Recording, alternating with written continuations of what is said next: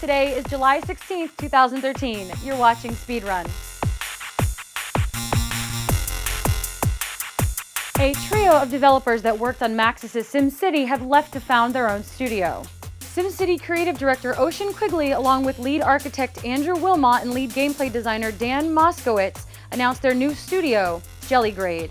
The team will make an iPad simulation about the dawn of life on Earth, about lava, water, rock, and the emergence of the first primordial creatures, Quigley said. We got a chance to catch up with Quigley, so make sure you go check that out. Good news, future Xbox One gamers. A rep for Microsoft told us that Xbox One users will be able to play games while they're still downloading to the console. When the console was unveiled in May, Microsoft said users would have to install all disc-based games and could play them while they're installing to the system's hard drive. We've now got confirmation that Play As You Download feature applies to digital copies as well. The ultimate fate of Sony's The Playroom for PlayStation 4 is still undecided. The collection of tech demos was designed by Sony hardware and software developers as a way to show off the PS4's new controls.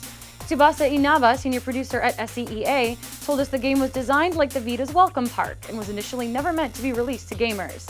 After an overwhelmingly positive E3 response, however, Sony is re-examining Playroom, and it could perhaps come pre-installed on the PS4 at launch. Inaba said more details on Playroom can be expected in the next month or two. After leaving publisher THQ prior to its bankruptcy, developer Yuke is pleased with its new home at 2K Games and its upcoming title, WWE 2K14. Creative director Corey Ledesma told Polygon the development team continued work on the title throughout THQ's financial woes, and are happy that they landed at 2K. Even if the team is only slightly tweaking the formula this year, Ledesma says the 2K team is completely behind the developer's current effort. Ledesma explained that you've always got to fully support a product in order for it to reach its potential, and I think that just maybe wasn't happening at THQ as much as it should be. Ledesma also expressed relief that if 2K had not kept the developer on board, fans may not have had a WWE game this year. We caught up with Scrolls designer Jacob Porser. Porser described how existing players are making the transition for new players easier, while also helping Mojang to tweak the game during its beta. From AI difficulty suggestions to building their own wikis, one-use sites and other resources, the community has become as important to Scrolls as the development team.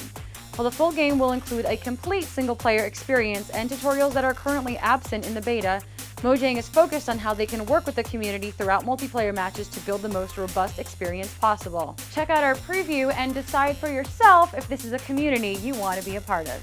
For two players with a lifelong love of StarCraft, the game offered more than a hobby and became a career. Dan Stemkowski and Nick Plott, known together as Tastosis, turned their enthusiasm for StarCraft into a lucrative commentating career. The two provide commentary, also known as casting, for StarCraft games around the world and have become renowned for their chemistry and capability as a team. While both played the game professionally, they noticed the lack of truly great commentators in esports and found newfound celebrity through their commentary.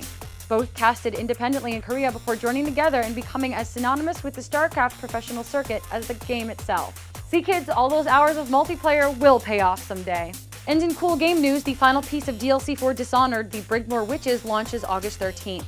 This add-on content will close the story of Dao, Dishonored's tortured master assassin. And more details on multiplayer for Call of Duty Ghosts are slated to drop in August, according to Infinity Ward exec Mark Rubin. And that is today's news. Have a good night, Polynauts.